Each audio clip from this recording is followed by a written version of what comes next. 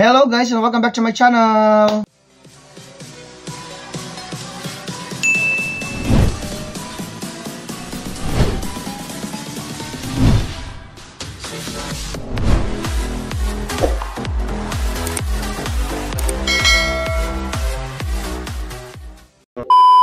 For today's video, another DIY and review ang aking gagawin. Matagal-tagal na rin ako hindi nakapag-vlog dahil sobrang busy ang aking schedule. Since dumating na ang aking parcel, mamaya i-reveal ko sa inyo kung ano to. Pero bago yan, kung di ka pa nakasubscribe sa aking channel, please subscribe to my channel, James World Official, at pakihit po ang like at ang bell button para lagi kang updated sa aking mga bagong video. Here I go again. So, unboxing muna natin kasi hindi ko matandaan kung ano itong product na to. Nung nakaraan kasi nag-DIY ako ng dishwashing liquid at ng detergent powder. At gumawa rin ako ng DIY ng PubCon. Kaso nga lang, nabura ko yung video na ginawa ko. So, uulit na naman ako kaya umorder na naman ako ng panibagong kit para doon sa PubCon. Since meron na naman akong gagawin, hindi ko alam kung ano yung in-order ko na to. Dalawa kasi in-order ko, yung hand soap tsaka yung pet shampoo. Wala naman kasing nakalagay dito kung ano tong binayaran ko na to. At wala rin price kaya hindi ko ma-check doon sa TikTok shop ko. So, reveal na lang din natin ngayon. Let's do this. So, ito na guys. Pet shampoo. Ito yung kit niya. Check natin kung ano yung mga content nitong pet shampoo kit. Actually, kailangan ko din nito kasi may mga aso ako. So, para din na rin ako bibili ng mga shampoo na medyo may kamahalan talagang taglay. Gagawa na lang tayo ng sariling shampoo ng aso. Medyo may something, ayan o. Butas. So, ito yung instruction niya guys. Ito ay mini pet shampoo DIY kit, 5 liters. Basahin muna natin tong instruction niya. Number 1, paglagay ng 5 litro na tubig sa timba or lagayan.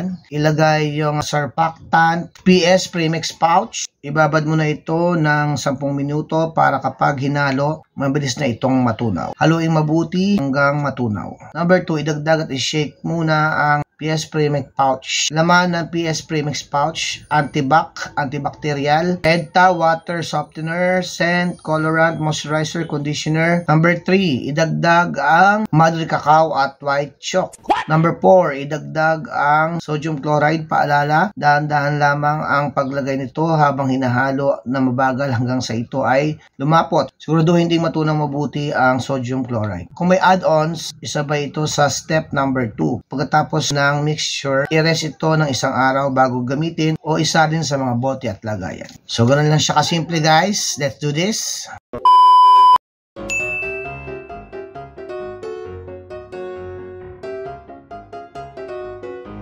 Ten minutes later.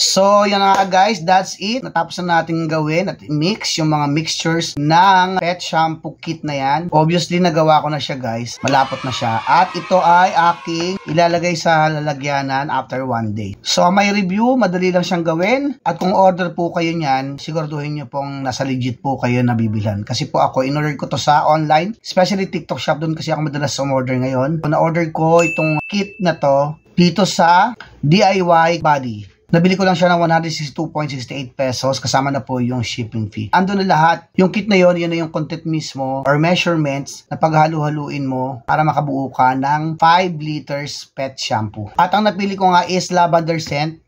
Mabango siya. At talaga namang for sure ay magugustuhan ng ating mga pet. Ito yung 5 liters ko guys.